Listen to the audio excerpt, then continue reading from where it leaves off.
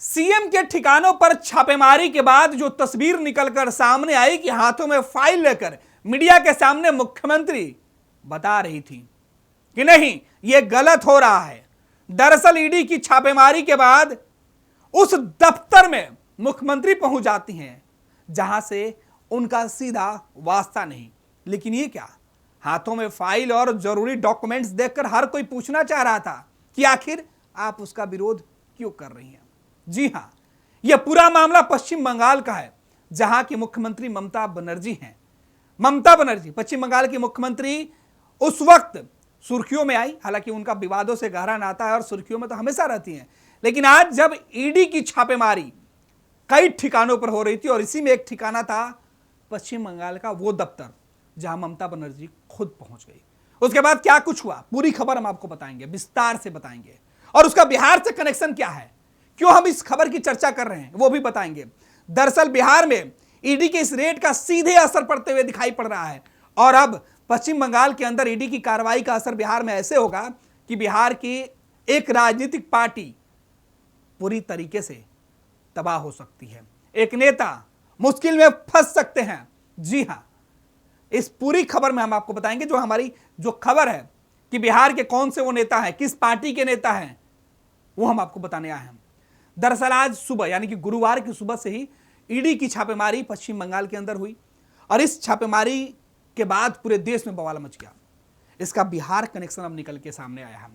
60 करोड़ रुपए के लेन देन के मामले में यह जांच की जा रही है। 1-2 रुपए की बात नहीं है, 60 करोड़ रुपए की खबर है।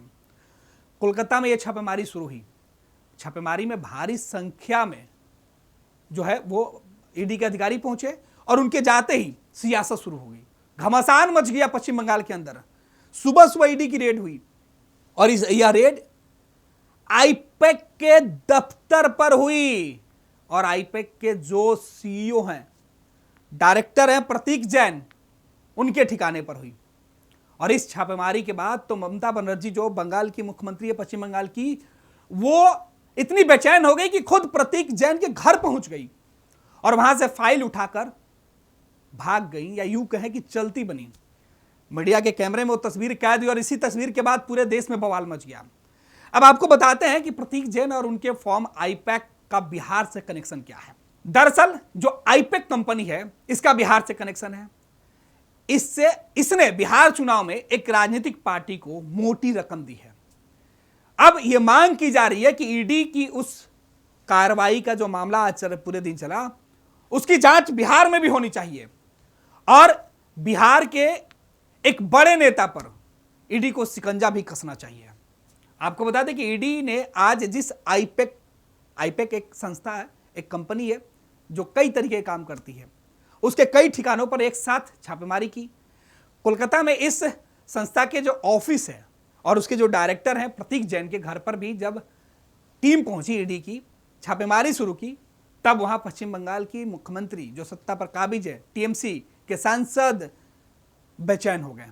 मुख्यमंत्री बेचैन हो गए, सांसद बेचैन हो गए, विधायक बेचैन हो गए।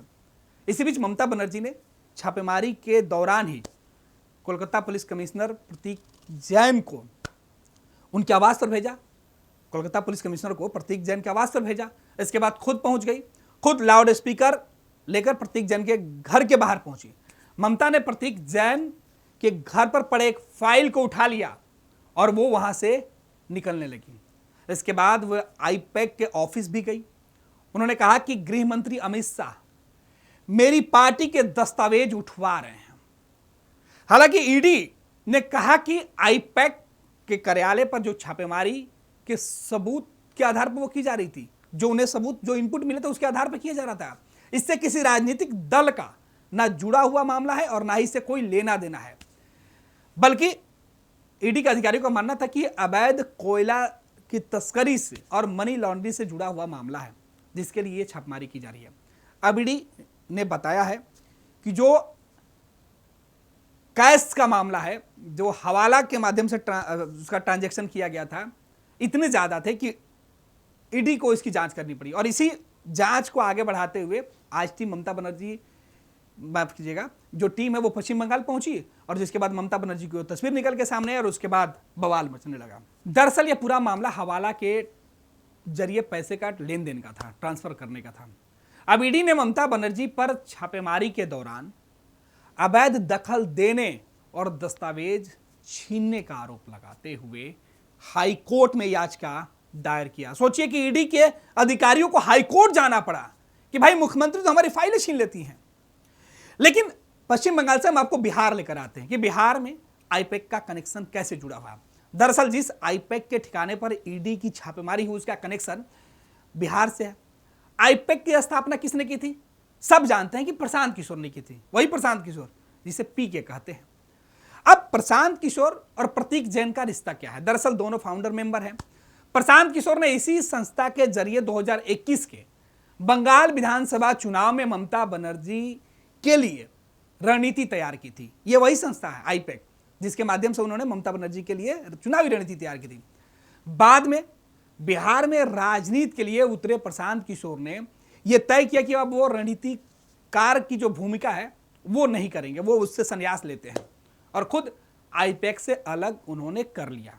इसके बाद इस संस्था में प्रतीक जैन समेत 3 लोगों को डायरेक्टर बनाया गया। प्रशांत किशोर का अलग होते ही प्रतीक जैन इसके डायरेक्टर बना दिए गए, जिनके आज छापेमारी हुई। अब बिहार से असली कनेक्शन का खेल देखिए। जनसुराज पार्टी को 60 करोड़ रुपए इसी आईपैक ने चंदा दिया है। और यह आरोप हम नहीं लगा रहे हैं, यह आरोप बीजेपी के सांसद संजय जायसवाल ने लगाया है। उन्होंने यह बड़ा खुलासा किया है कि आईपैक के जरिए प्रशांत किशोर की पार्टी को चुनाव के दौरान 60 करोड़ रुपए दिए गए थे।